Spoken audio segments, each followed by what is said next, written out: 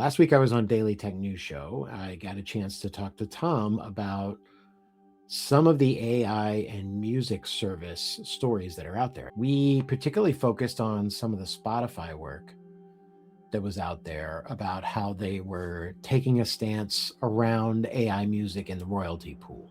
Tag it, demote it, demonetize it, so that they're not over rewarding the vast volume of AI related songs that are coming out.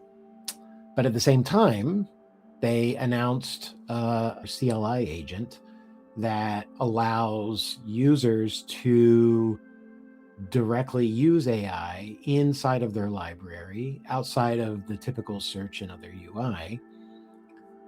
And I wondered, is that a contradiction? And I don't actually think it is, but I'll get into that more in the piece.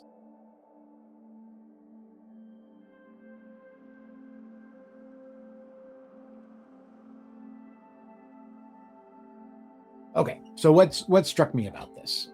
Um, we've had a couple of years of this in our lives.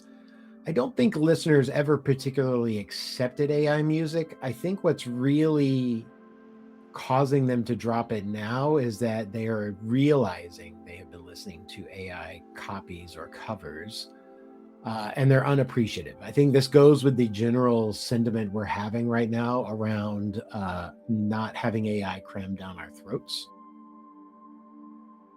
We've had Bandcamp, push and say flat out they're not going to have AI music, and that is a choice. But a lot of the services are typically, for now, just trying to curb them, but not outright ban them, because I don't think they know the direction that ultimately people will go. I think there is probably a point in time where certain services have AI specific subscriptions for things, for a variety of reasons. It kind of sits between the two deep cut series I'm working on right now.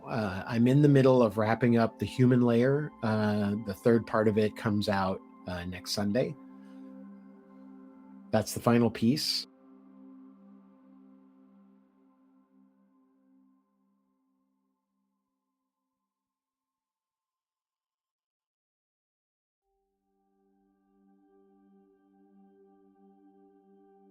Listeners don't necessarily want it. Sentiment keeps dropping.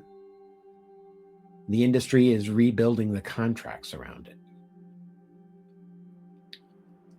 That starts to sound to me like the control layer, which is the next piece that I'm actually working on, which is about where leverage sits in the overall AI workflow that we're talking about. And the rights, the metering abilities, the agent layer starts to look like pieces of that control. And are the services looking at how they can leverage these discovery items as part of the additional control around what they have to offer to the individuals? It could be. The same agent layer that lets Spotify ship personal podcasts is what will eventually arm the consumers to filter out things. That I do believe is true. Platforms ship AI audio without breaking royalty contracts, but listeners can filter out what they didn't ask for. So labels effectively can keep to their licensing economy. Everybody's sort of getting a version of what they want, I suppose. But I think we haven't seen this system tested at volume. I think when we have a large scale of users that are leveraging agents to go filter, discover, and find and curate the music that they want, that's where the loop sort of closes. At that point, that's not a nice to have service, it's a monetizable asset that has been built out by the system. And that's exactly what, to me, the control layer is. So I don't want to say outright that this is the direction that it's going, but there could well be a point in time where I think the agents become the new premium UI that really dictates the service. For now, it's not. For now, it is a thing that we either ignore or we have to go set up and configure and operate ourselves. But as we see adoption take off, there is likely going to be more that comes into it. And that's what we'll have to see.